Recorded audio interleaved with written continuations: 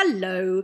I was going to stop at doing 2 jumbo sessions, but I realized that we could fall into the trap of believing that the building blocks of story only apply to romance and mystery, and that is not the case. I want you to be able to universalize these ideas. So I thought I would do another session with examples of how you use these building blocks in every single genre. So what we've got so far is that you have to have the logical part, everything sorted out logically.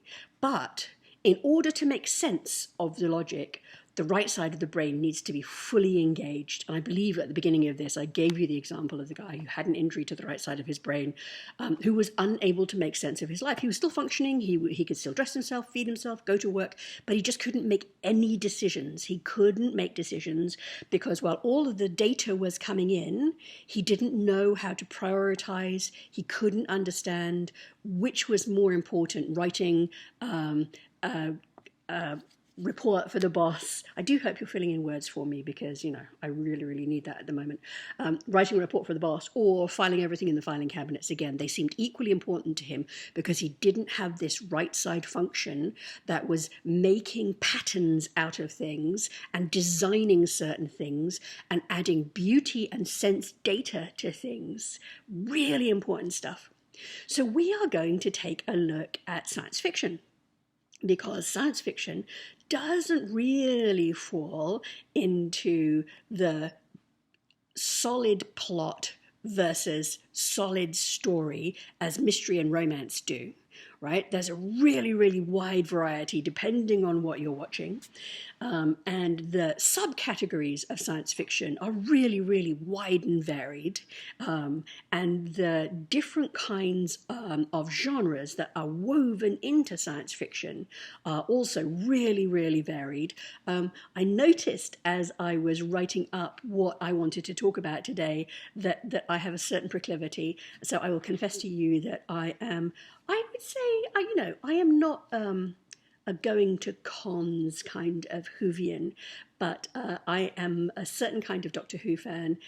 I mean, I have a box full of ephemera and I have 2 sonic screwdrivers, but that's just because I have friends who are Whovians and they've given me lovely things. So I'm not really that kind of a collector.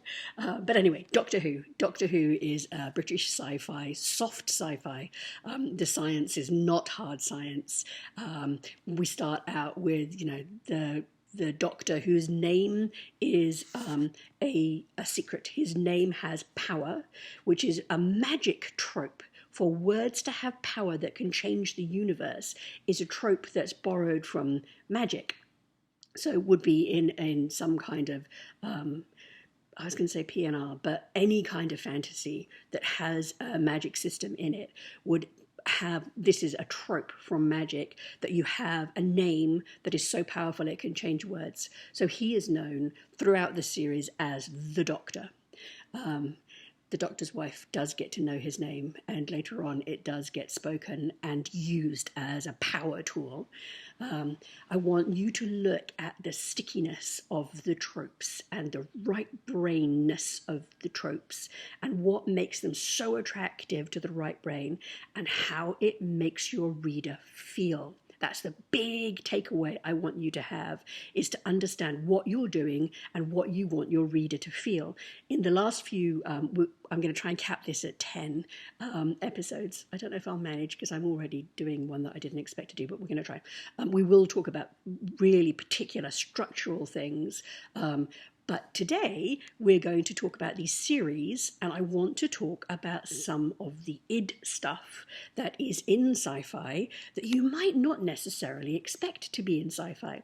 So in historical drama, you would expect there to be luscious sets and beautiful costumes and luscious meals set out, all of which invite the senses and all of which should be in your novels. You should know what it is that will excite your readers' senses, because that will make them feel something. And the fundamental idea this year is that in order to make your novel unputdownable, you need to make your readers feel. You want to hit them with the feels all the time. In Doctor Who, we start out with a time travel machine. There's some retrofitting that has gone on since it first came out, because Doctor Who started in 1963, and the character was quite different then, and some of the canon that has developed since then has retrofitted some of the canon, as I said, to make sense. So it is what was called a police box. The TARDIS looks like a police box. And that it is a bit like a telephone box that is painted blue, and it used to be on street corners. You could pick up a telephone and you could call the police, and then when the police came, there was a little place for them to hold the criminal inside. So it's literally the size of a telephone box, but blue.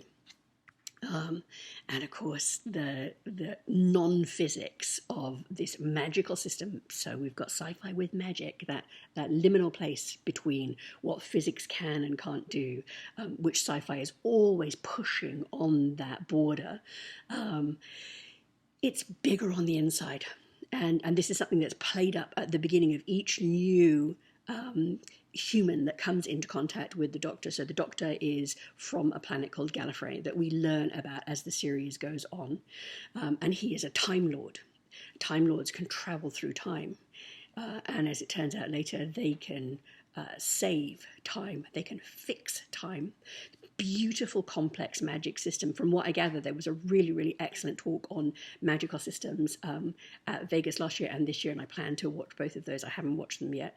But if you're writing sci-fi, you very often are writing what constitute magical systems, and you need to have all of the logic worked out, and then you need to bend it so that it's really appealing to the right side of the brain. So we've got this Time Lord who has a time machine that looks like something from an Earth construct. Later we find out that it used to be able to change shape, but in fact it got trapped in this particular shape because there's something wrong with the mechanics. And they also retrofit why every planet they go to, everyone speaks English. And rather than saying we're a bunch of colonizing bastards, what they say is the TARDIS will automatically translate whatever language anyone is speaking into English in your head.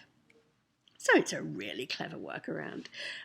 So we start out with this time travel, mysterious Doctor who is on Earth, frequently on Earth. And he usually has a companion. We later find out that he's a very lonely person. And we find out that he is orphaned from his people. He is the last of his kind. Now, orphans are a huge trope throughout all kinds of genres because they maroon your character. They take your character out of the family unit and often out of their social or cultural unit, in his case, out of his world, so that they have to make decisions on their own. They're really, really isolated. So this is one of the reasons that the orphan is such a huge trope and so appealing, because so many human beings feel isolated and alone. So you're picking your trope that automatically hits a human experience. You know, we are in these fleshy envelopes and we feel separated and alone. A lot of literature deals with this. And the Doctor is alone, last of his kind. Is he? So I want you to look at whatever genre you're looking at for how they dig into the id stuff that we have been talking about. So, for example, in Doctor Who, they travel to different times and different places. Different star systems, meet different kinds of aliens, but the sets are lush and the dressing is lush and the attention. I mean, in the early days, it really wasn't. And if you watch the early ones, you think, wow, it's a good thing that I was basically a toddler when this came out, because it looks like an upside down dustbin with a plunger on its head. The Daleks, when you get to know, they were terrifying when we were children. They are the enemies of the Doctor, one of the enemies of the Doctor.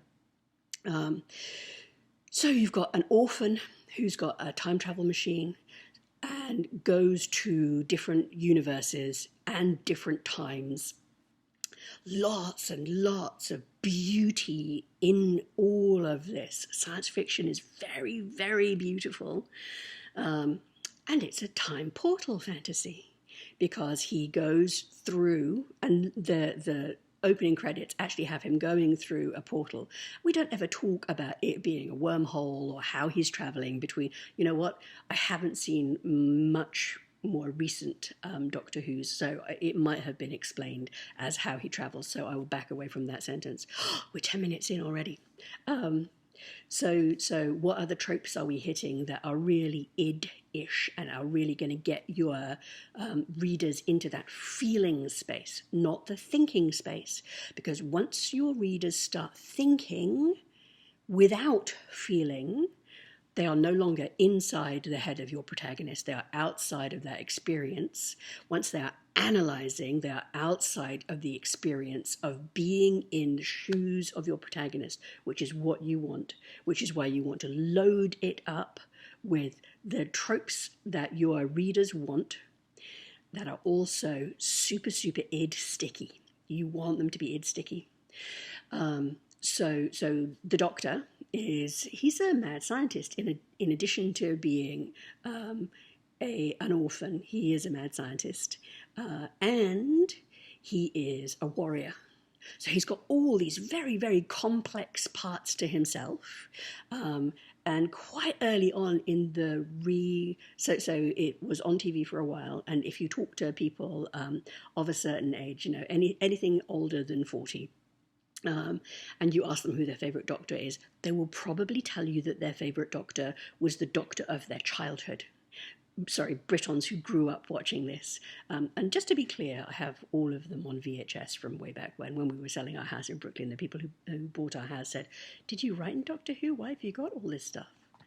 I've got all of this stuff because I love timey-wimey stuff, and I love portal stories, and I love heroes who want to defend the Earth and who will give everything up in order to defend the Earth, and who also have this underlying message, this very, very strong right brain message that your life need not be a small life, that your life could be heroic, that you are heroic, and that heroism doesn't always look like charging into battle, but heroism looks like telling the truth, turning up for your friends.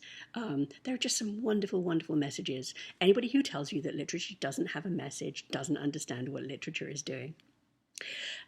So wonderful, wonderful, sticky id stuff, trope stuff that is very right-oriented, and I could just keep going because I could break down stories for you, but I'm not going to. I'm going to try and keep us on time. So the next one that I looked at was Fringe. Fringe was not a British series. Talking about something that's not a British series, but because my throat is still giving me trouble, I'm also going to have a drink of coffee. So, Fringe. Start out with a mad scientist. Walter Bishop, who is, if I remember correctly, it's been a while since I saw it. I don't spend all of my time watching television. He is a mad scientist who's working in Berkeley, and he gets, he gets pulled into an investigation after there is an unexplained plane crash. Trope, big trope in sci-fi. Unexplained crashes, unexplained visitors, and he is paired with an FBI agent. So we've got, once again, this pairing of characters who represent left and right, and they've flipped the script so that the emotionally, is he emotionally available? He is very emotional. He is not emotionally available, but he is a deep-feeling human being. And the super logical one, so the feely one is the guy, and the logical one, is the woman. Are we feeling a bit of X-Files here? You see what they're doing? They're really playing with our expectations and giving us something to latch onto because we want the same. I talked about this last year. The brain wants the same, different. And the minute it's different, we are watching, we are attentive, we are in that moment. But we need to be alert and attentive without being analytical.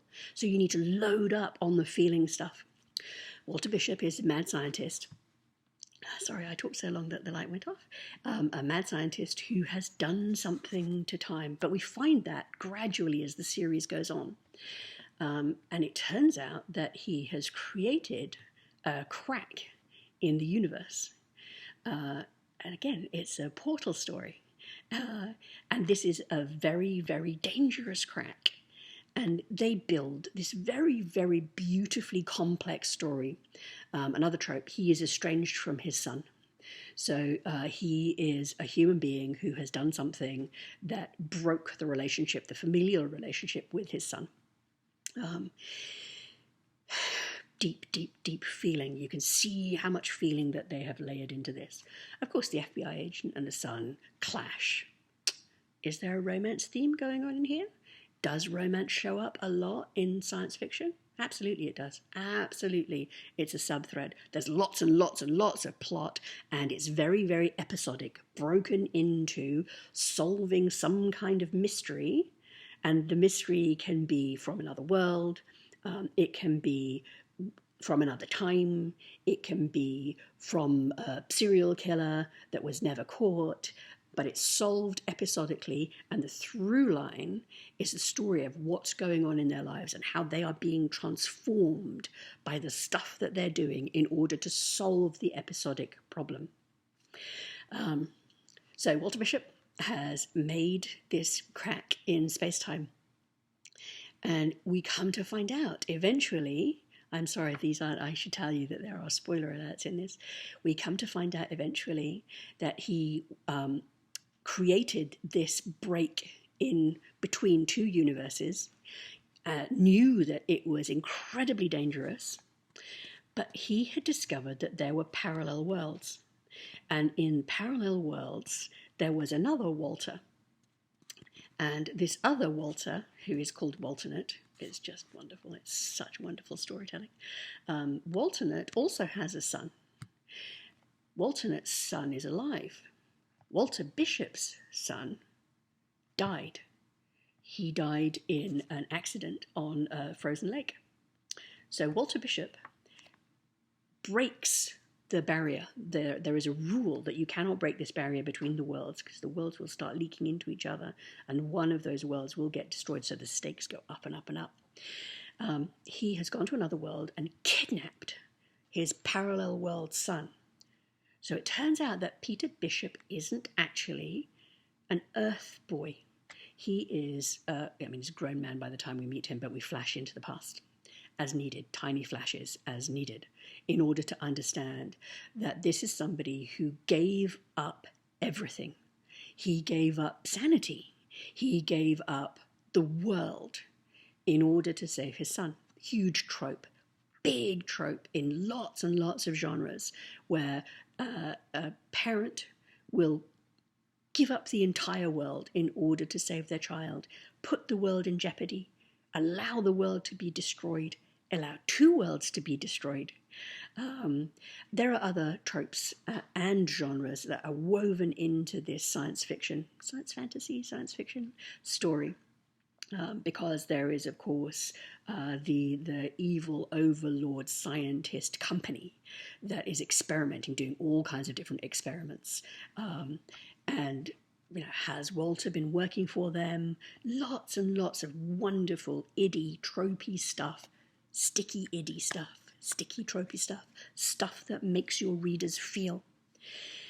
The last one that I want to talk to you about, we're not doing too bad for time. It's quite long. Is Battlestar Galactica, the second iteration. Again, not a British series. See, I'm breaking out of my comfort zone. Battlestar Galactica. The idea is that there was a robot race a big trope in sci-fi.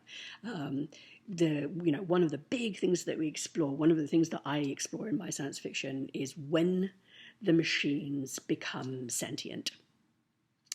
And we are in a future time in Battlestar Galactica where not only did the machines become sentient, but they rebelled. And there was a war, the Cylon War. The robots are called Cylons. There was a war, and they eventually had a détente, and they split. And the Cylons went off on their own, left the humans, the 13 colonies of the humans, to themselves. There is a lone starship hanging out in the firmament, and every year the Earthlings send an emissary to go and meet on this starship. Maybe someone comes from the Cylon side to talk to them, and for 40 years no one has shown up. And in the 40th year, beautiful woman shows up, and the entire starship is blown to pieces. And the Cylons attack Earth, and war is come back. And it turns out that the Cylons have been evolving while they have been away for these 40 years. And not only have they been evolving, they now have a hybrid Cylon. And the hybrid Cylon looks human. The beautiful woman that showed up, Seven, who showed up, looked like a human, passes as a human, is in love with a human on Earth, has been taking, there's a mad scientist, again, another trope, sticky trope. There is a mad scientist, very brilliant, self-involved man with a god complex, Gaius Baltar. And this Cylon, Seven, has seduced him. And she has seduced him to a point where he has given her the nuclear codes. And so when the Cylons attack, they just blow everything out of the water. And the only ship that seems to have survived is the Battlestar. It was a battleship called Galactica, which was about to be put into a museum. And another very clever thing that the writers did was they have retrofitted human stuff from now into this ship, and they explain the reason that we've got analog telephones, the reasons that we've got computers that look like computers kind of look now, is this is an out-of-date Battlestar. The reason that Battlestar does not get does not get taken down is it's not networked. So everything else that was networked got hacked by the Cylons. So computer virus wiped out all of these ships and blew them all out of the water. So we've got total devastation. Everything has been destroyed except this Battlestar, with the people who are on it who are about to get retired. And then there are a few other battleships that weren't networked or were offline when the Cylons approached. Once again, we get hopping through wormholes, portals. It's not portals exactly until later on in the series when it is. They have to hop. They do these very dangerous, very high stakes space hops to another quadrant in order to get away from the Cylons, and the Cylons keep chasing them through time. We have got man against machine. We have got man against man. And what we come to understand is the Cylons are embedded in the human population, which has dwindled down to just this tiny group of ships that are wandering through the universe. So we've got this wandering, it's very biblical stuff. There's lots of debate about the writers and whether or not, this was a Mormon tract. And it really doesn't matter. It really doesn't matter because it works whether or not you know that stuff. The storytelling works. It is compelling storytelling because we have got these tropes that are super sticky tropes, and we have got id stuff that is super sticky.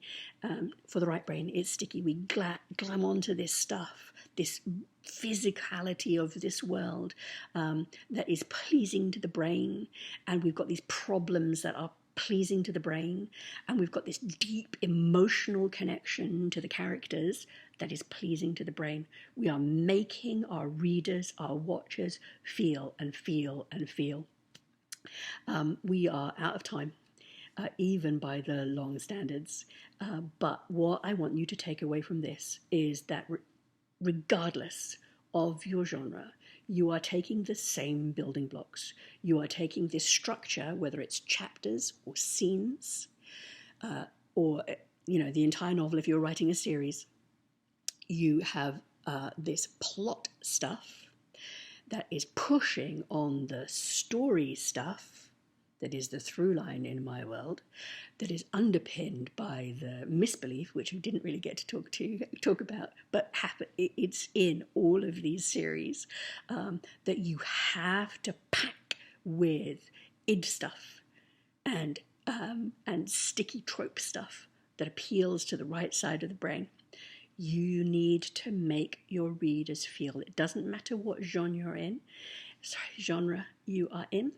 You need to make them feel, whether it is hope or fear or heroism or something that is close to, I don't want to use the word patriotism because that's very, very loaded at the moment, but something to do with the survival of the clan or the species.